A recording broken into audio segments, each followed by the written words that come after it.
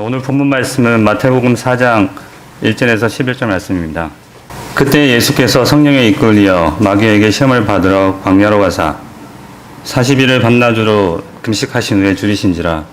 시험하는 자가 예수께 나와서 이르되 네가 만일 하나님의 아들이거든 명하여 이 돌들로 떡덩이가 되게 하라.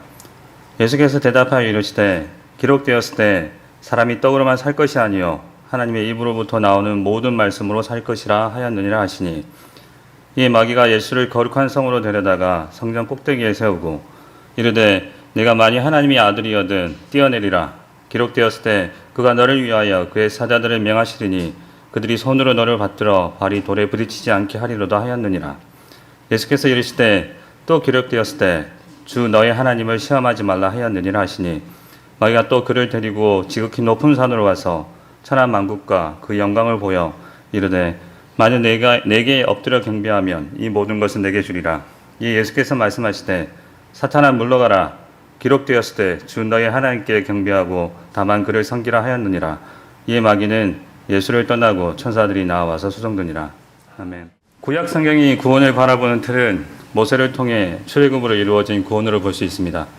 출애굽은 하나님께서 온갖 우상들로 가득 찬 이방 나라 애굽에서 노예가 되었던 자기 백성을 구원하기 위해 찾아오셨고 그들을 자유케 하시고 약속의 땅을 주시고 하나님의 법으로 인도하셔서 하나님을 섬기게 하는 정말 상상도 할 수 없는 축복과 엄청난 역사였습니다. 이것이 구약 성경이 구원을 이해하는 틀이라고 볼 수 있습니다. 그렇기 때문에 하나님께서도 구약 역사 내내 선지자를 통해 말씀하실 때 출애굽 사건을 자주 언급하십니다. 신약도 이러한 맥락에서 다윗의 자손 하나님의 아들이신 예수님이 직접 찾아오셔서 자기 백성을 인도하시고 위대한 구원의 날에 더 새롭고 더 나은 출애굽을 통해 더 새롭고 더 나은 약속의 땅인 새하늘과 새 땅으로 데리고 가신다고 말씀하고 있습니다. 오늘 우리가 읽었던 본문 말씀 바로 앞에는 예수님께서 세례를 받으신 장면이 있습니다. 이 또한 동일한 맥락에서 이해할 수 있습니다. 왜냐하면 이 사건도 출애굽의 이미지를 담고 있기 때문입니다. 여호수아서를 보면 이스라엘 백성들이 약속의 땅에 들어가기 위해 요단강을 건넙니다. 그들의 아버지 세대 이스라엘 백성들이 40년 전에 홍해를 먼저 건넌 것처럼 그들이 요단강을 건너 약속의 땅에 들어갑니다. 여기서 예수님은 요단강 반대편에 계시다가 요단강에서 세례를 받으시고 약속의 땅, 유대 땅으로 들어갑니다. 요단강 건너편에 계시다가 세례를 받고 들어가십니다. 이게 요한복음 1장에 보면 그에 대한 레퍼런스 나옵니다. 예수님은 바로 구약 때부터 소망이 왔던 구원의 메시지를 가져다 주시기 위해서 그 땅에 들어가시는 것입니다. 세례 요한의 세례는 구약에 속한 세례였습니다. 하나님이 자기 백성인 이스라엘에게 주셨던 요구사항이었던 것이죠. 바로 메시아이신 왕이 곧 오실 예정인데 이스라엘 백성들은 아직 그를 맞을 준비가 되어 있지 않았기 때문입니다. 그래서 요한의 세례는 준비를 위한 세례, 즉 죄의 용서를 위한 회개의 세례였습니다. 사실 세례 요한 이전부터 이방인들은 유대교를 개정하기 위해서 먼저 거쳐야 하는 정결 의식이 있었습니다. 바로 물로 씻는 것이었죠. 하지만 세례 요한이 등장하여 스스로 하나님의 백성이라고 자처하는 유대인들에게 세례를 받으라고 외쳤습니다. 이는 유대인들도 이방인만큼이나 부정하다는 의미였죠. 그래서 요한복음 1장 19절 이하에 보면 바리새인들이 세례 요한을 찾아와서 당신이 누구냐고 따져 묻는 장면이 있는데 아마 이러한 문제도 포함되어 있었다고 생각됩니다.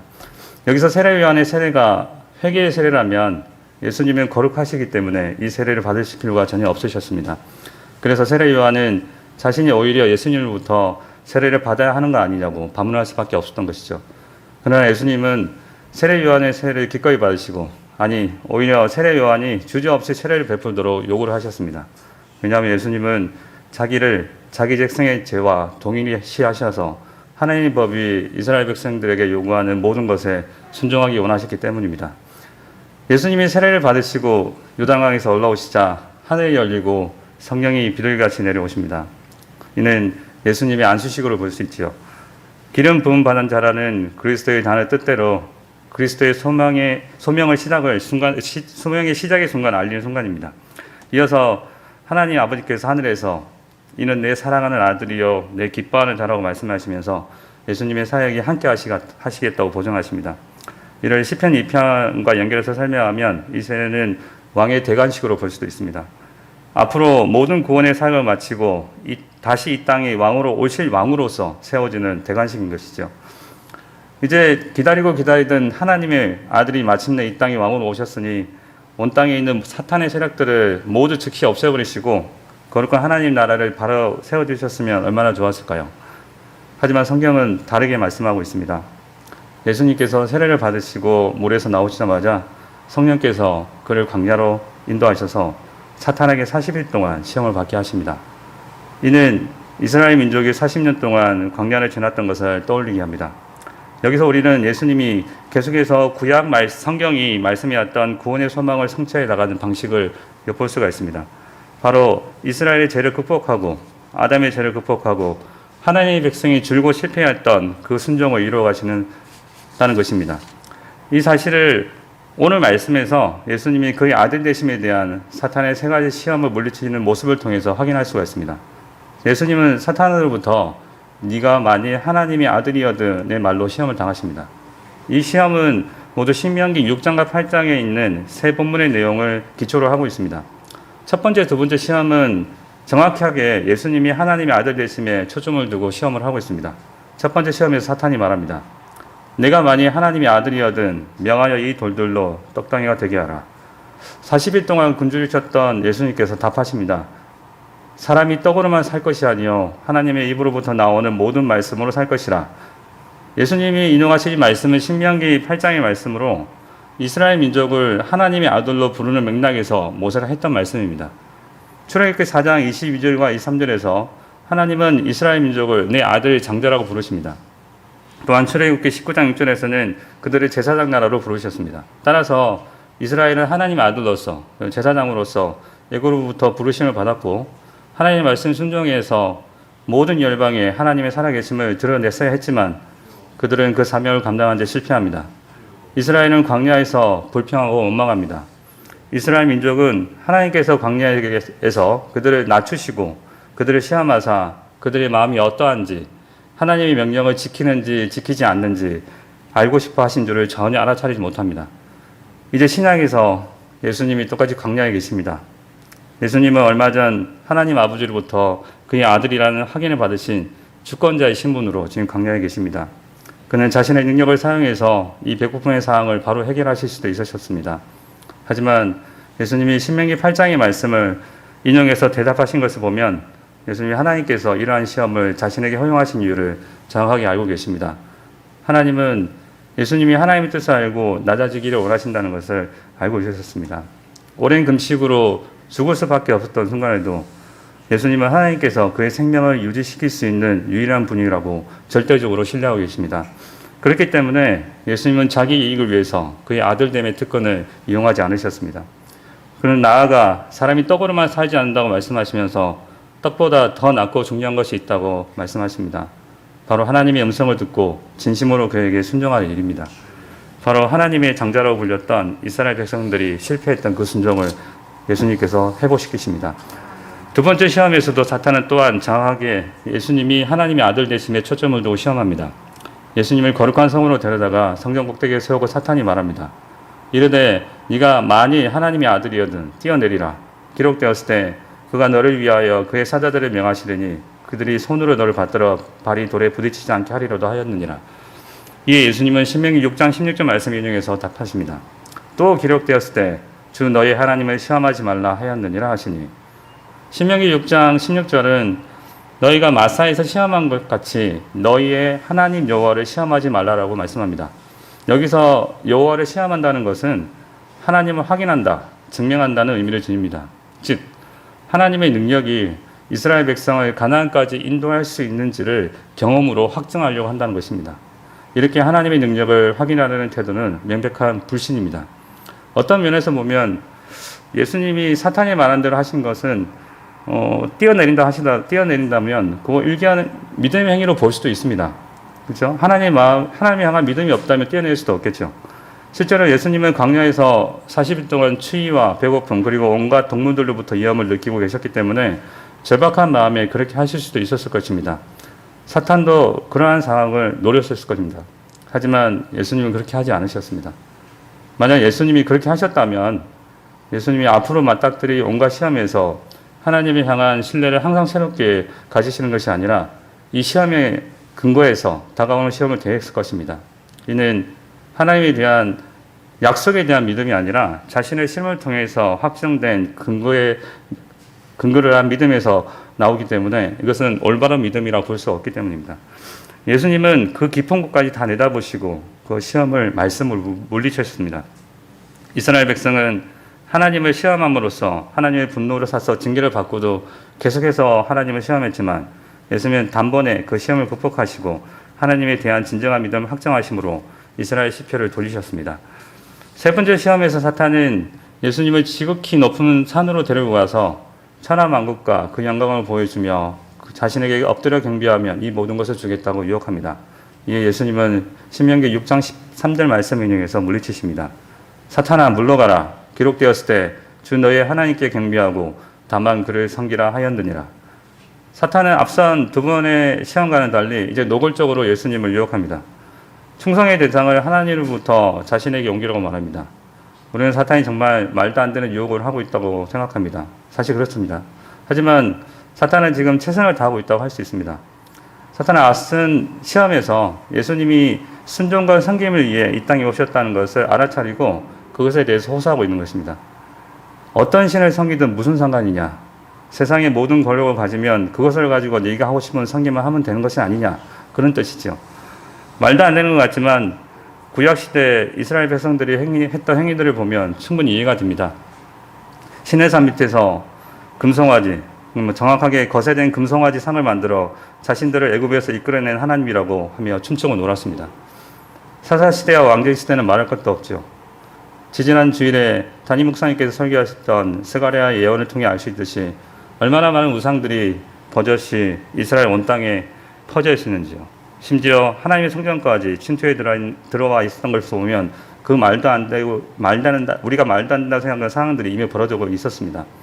또한 예수님이 오셨던 그 당시 비록 성전 안에 눈에 보이는 우상은 사라졌지만 여전히 이스라엘 백성들 마음속에 율법주의라든지 돈, 권력이라는 것들이 우상을 자리 잡고 그것들을 섬기면서 자신들의 욕망을 채우며 그것을 하나님의 의라고 생각하고 있었습니다. 그에 대해 예수님은 우리가 경배하고 섬길 대상이 오직 하나님뿐이심을 선포하시면서 이스라엘 시편을 되돌리십니다. 동일한 내용을 누가복음에서도 약간은 다르게 기록하고 있습니다. 시험 받는 순서도 다릅니다. 누가복음에서 주목할 시점은 예수님이 세례를 받으신 사건과 광야 시험 사건의 족보가 기록되어 있습니다. 기존의 족보와는 다르게 예수님부터 시작해서 인류의 최초의 조상이 아담을 거쳐 하나님까지 올라갑니다. 이는 예수님이 아담의 자손이자 하나님의 아들, 즉 마지막 아담으로서 광야 시험을 당하신다는 것을 나타내기 위해 누가가 의도적으로 기록한 것입니다. 첫 번째 아담은 하나님의 아들이었음에도 불구하고 예수님과는 달리 먹지 말아야 하는 것을 잘못 먹어서 죄를 짓습니다. 그 죄의 결과로 인해 만들어진 것이 바로 예수님 계신 광야죠. 그 광야에서 예수님은 사탄의 시험에 맞서서 승리하십니다. 또한 마가복음에서는 마가가 예수님의 광야 시험을 자세히 기록하지는 않지만 대신 시험 이후 들짐승들과 함께 천사들의 수종을 받으셨다고 말씀합니다. 하나님의 창조 세계에서 속하는 모든 동물과 사람들이 조화롭게 있는 모습, 하나님의 아들의 순종을 통해 회복된 평화, 타락장과 같은 평화의 날을 생각나게 합니다. 이렇게 새 아담이 시험을 통해 죄를 극복하는 모습을 그려내고 아담의 죄로 인해 생겨난 혼돈과 부조화를 극복하는 모습을 보여주려고 했던 것은 아닐까요?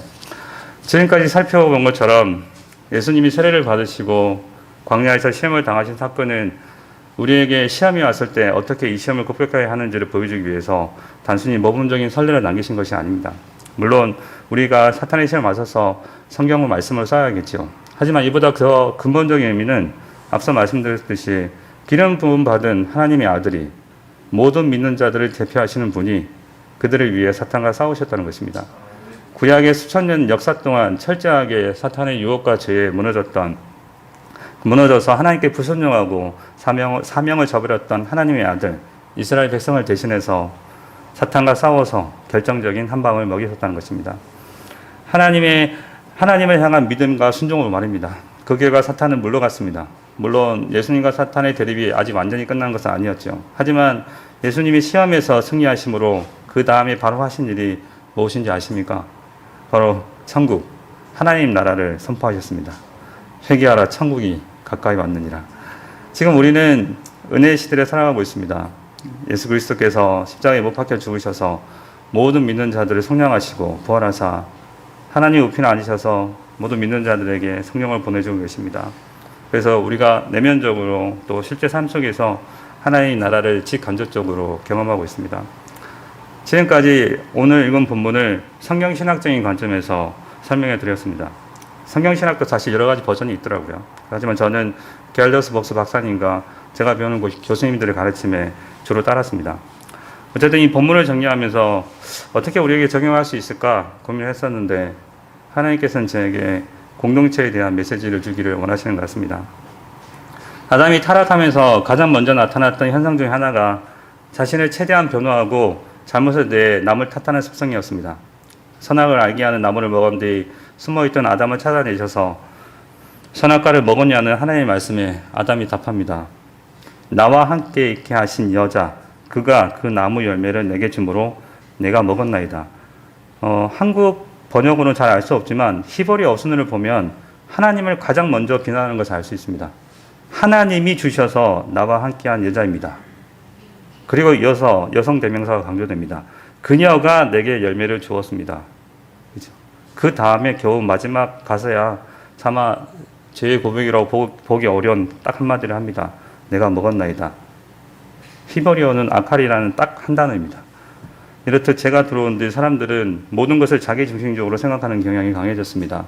성령의 역사로 인해서 새 생명으로 거듭난 우리들도 여전히 제 습성이 남아있어서 모든 이들을 내 중심적으로 생각하고 쉽게 잘못에 대해 남 탓을 하곤 합니다. 성경을 읽을 때조차도 자신의 경험이나 상황 위주로 읽는 것이 다반사입니다. 오늘 본문 말씀의 경우도 그저 말씀으로 사탄의 유혹을 이겨야지 생각할 뿐 예수님이 인류의 머리로서 이 모든 율법의 요구와 모든 죄를 짊어지고 그 일을 행하셨다는 사실을 알지도 못하고 관심 없는 교회와 성도들도 너무 많습니다. 하나님께서 세우신 교회는 하나님께서 세우신 유일한 기관입니다. 교회는 신약 성경에서 교회를 가리키는 헬라어 단어는 에클레시아로 불러낸 자들의 모임이라는 의미를 지닙니다. 교회는 하나님이 죄에서 은혜의 상태로 들어가도록 세상 밖으로 불러낸 택한 자들로 된 모임입니다. 제가 이해한 말로 바꾸면 하나님께서 이 땅에 왕으로 오셔서 죄인들을 불러 구원하사 그들을 구성원으로 하여서 하나님의 나라를 세워가고 계신다는 겁니다. 그래서 왕께서 우리를 부르신 데는 반드시 이유가 있지 않겠습니까? 부름받은 나라의 백성들이 그 나라를 세워가는데 각자 맡은 사명이 있지 않겠습니까? 그렇기 때문에 하나님께서 여러 가지 직분들과 역할들을 허락하신 거죠. 그리고 그러한 것들을 맡은 우리들은 서로 연합해야 할 의무와 책임이 있습니다. 성경에서 교회를 나타내는 여러 가지 이미지나 표현들 중에서 저는 교회가 그리스도의 몸, 즉 그리스도의 머리가 되셔서 모든 믿는 자들이 지체가 되어 온전한 연합, 즉 한 몸을 이루는 곳임을 강조하고 싶습니다. 성령 하나님의 감동을 받아서 사도 바울이 지체라는 단어를 사용한 것을 보면 하나님이 교회를 어떻게 여기고 계시는지 분명히 알 수 있습니다. 고린도전서 12장 12절에서 31절 말씀을 보면 비록 이 구절이 고린도 교회에서 영적인 우울감에 취한 일부 고린도 교인들의 은사 문제들을 지적하고 있는 내용이긴 하지만 결국 이 말씀을 통해서 우리 모두가 그리스도를 머리라 하여 각각 다른 구성 요소로 이루어진 하나된 몸이라고 말씀하십니다. 인체에 비유한 바울의 말씀을 따르면 어떤 이는 손이고 어떤 이는 발, 코, 입, 여러 가지 역할을 한다고 합니다. 근데 실제 우리의 몸 각 부분은 인격이 없죠. 인격이 없고 머리가 시키는 대로 합니다. 하지만 교회라는 몸에 속해 있는 지체들은 각자의 인격을 가지고 그 역할을 수행합니다. 그렇기 때문에 뭔가 잡음이 날 수밖에 없죠. 하지만 온몸이 머리가 시키는 대로 인격적으로 순종하여서 하나가 되어 한 목소리를 내며 주어진 사명을 감당한다면 얼마나 아름다울까요? 아마 그 결과는 폭발적일 겁니다. 마치 삼위 하나님께서 한 분 하나신 것처럼 어쩌면 이번 소돔음에서 저희가 나누고 있는 거룩한 성삼위 하나님에 대해서 더 깊이 이해하게 된다면 교회의 속성에 대해서 좀 더 깊이 이해할 수 있지 않을까 생각이 듭니다. 지난번 코디 모임 때 목사님께서 말씀하셨습니다. 담임 목사님께서 교회 밖에서는 성화가 있을 수 없다고 말이죠. 교회 밖에서 구원은 있을 수 있겠지요. 하지만 구원받은 사람들은 반드시 교회라는 공동체 안으로 들어와서 하나님께서 맡기신 그 역할을 담당할 때 이루어져야만 생명을 이어가고 성화, 거룩을 이어갈 수 있습니다.